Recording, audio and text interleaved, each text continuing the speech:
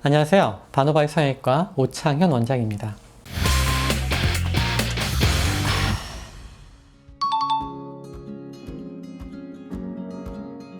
가장 흔한 거는 염증의 가능성이 조금은 존재한다는 거죠. 그래 확률적으로는 0.5% 정도로 우리가 예상을 하고 있는데요. 작은 빈도긴 하지만 염증의 가능성이 있는 게 일단 첫 번째입니다. 두 번째는 흔하진 않지만 신경 손상의 가능성이 있을 수 있겠죠. 다행히 이 부분은 수술 과정에 신경의 위치를 확인할 수가 있기 때문에 신경 손상의 위험성은 아무래도 조금 낮아진다고 말씀드릴 수 있을 것 같습니다. 비대칭 같은 경우도 수술 후 환자들이 이제 관심 있게 보는 부분이긴 한데요. 물론 어떤 수술인지 간에 좌우가 완벽하게 대칭이 되는 수술은 없다고 보시면 되고요. 모든 의료진이 최선을 다해서 좌우측을 비교해 가면서 양쪽의 차이를 최소화하려고 노력은 하고 있지만 수술하는 의료진의 수술적인 완성도에 따라서 조금씩의 결과의 차이는 있을 수 있을 것 같습니다. 그 외에는 전신마취에 따라 이제 합병증도 있을 수 있겠죠. 폐렴이라든지 기흉이라든지 천식과 같은 알레르기 반응이 있는 분들 같은 경우에는 기도에 경련이 일어나서 기도가 좀 좁아진 경우도 드물게 있을 수 있습니다.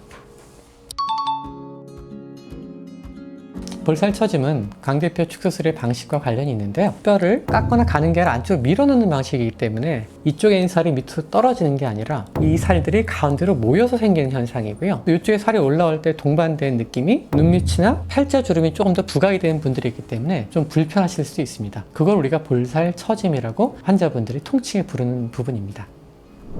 수술에 처짐을 걱정하시는 분들이 많은데 안면유각 수술 후에 이제 처짐에 대한 걱정은 많은 분들이 이제 하시는 것 같고요.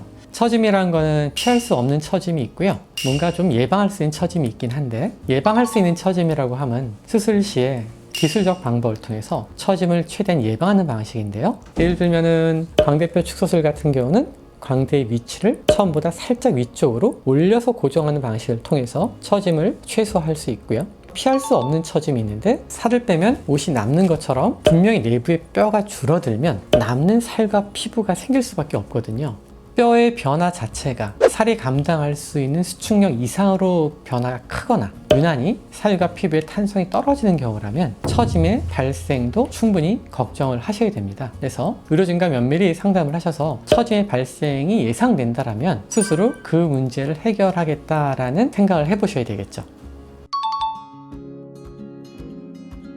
신경 손상은 사실은 피해가는 게 정답이고요. 다행히 엑스레이에 신경 위치를 잘 확인할 수가 있고요. 충분히 뼈와 신경 사이의 거리 계측이 가능하기 때문에 기술적인 완성도가 있다면 큰 문제는 없는 게 일반적입니다.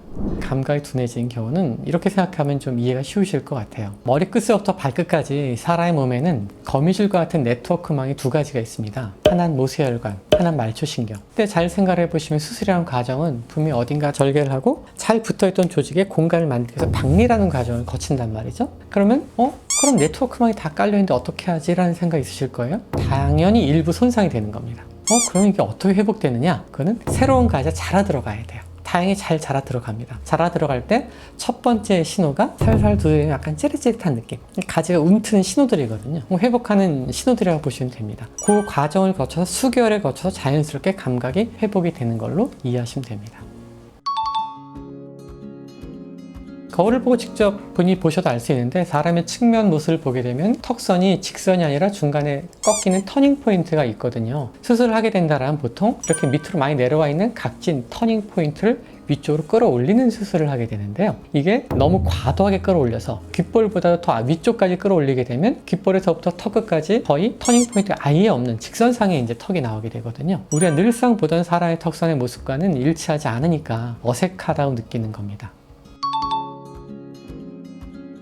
이 모델을 보자면 태어날 때부터 가지고 있는 각이 있겠죠. 이게 이제 1차 각이 되는 셈이죠. 그런데 과도하게 턱의 각을 없애기 위해서 절골선이 가파르게 진행될 경우에는 원래 턱선과 절골한 턱선 사이에 꺾임이 생기겠죠. 그걸 우리가 2차 각이라고 느끼는 거고 이것 때문에 느끼는 어색함이 생기는 거죠. 혹시 2차 각이 제가 말로 설명해서 혹시 이해가 잘 안 되시는 부분이 있다면 영상을 한번 참조해 주시면 감사드리겠습니다. 불유압은 뼈를 절골하고 다시 튼튼하게 붙을 수 있도록 좋은 위치에 견고한 고정을 해줘야 되는데 두 가지가 안 됐을 때 불유압이 보통 생기게 되겠죠. 좋은 위치에 뼈들이 자리 잡지 못했을 때 뼈가 튼튼하게 회복되기 어렵겠죠. 두 번째는 좋은 위치에 뼈를 잘 이동시켜 놨다 하더라도 그 위치에서 뼈들이 잘 붙을 수 있도록 튼튼한 고정이 되어 있지 않다면 역시 움직임이 생기기 때문에 뼈가 예전 상태로 충분히 튼튼한 유압을 하기 어려울 겁니다. 따라서 불유압은 이 두 가지 중에 어떤 오류가 있을 때 생긴 일이라고 볼 수 있습니다. 얼굴이 크신 분들 중에서 침샘이 좀 발달된 분들이 있으세요. 침샘은 한쪽 얼굴에 3군데 보통 있거든요. 귀밑샘, 턱밑샘, 혀밑샘 이 3가지가 있는데 가장 문제되는 2가지가 사실은 귀밑샘과 턱밑샘이죠. 종종 귀 아래쪽이 좀 불룩하신 분들이 있어요. 이런 분들의 특징은 이게 저작근인 줄 알고 턱 근육에 보톡스를 맞았는데 얼굴이 안 작아지는 거죠. 네, 귀 뒤쪽에 침샘이 여전히 붉어져 있으니까. 이런 경우는 이 침샘에 보톡스 시술이 좀 필요합니다. 두 번째는 턱밑샘인데요. 그게 좀 유난히 발달된 분들이 있는데요. 그런 분들의 특징은 고개를 이렇게 틀고 봤을 때 턱선 밑으로 라인이 하나 더 보이는 분들이 있습니다. 그런 분들은 턱밑 침샘이 좀 발달된 분이시고요. 그런 분들은 옛날엔 턱이 내려와서 각이 많이 져서 잘 몰랐었는데 턱선이 올라가고 나니까 오히려 이게 좀 보이는 분들이 있단 말이죠. 그런 분들 역시 보톡스 치료가 좀 도움이 됩니다.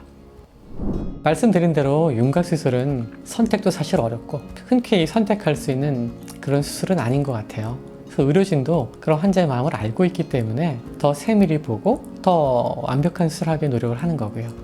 뼈 수술했는데 마음에 안 들어서 한 번 더 하기는 굉장히 어렵거든요.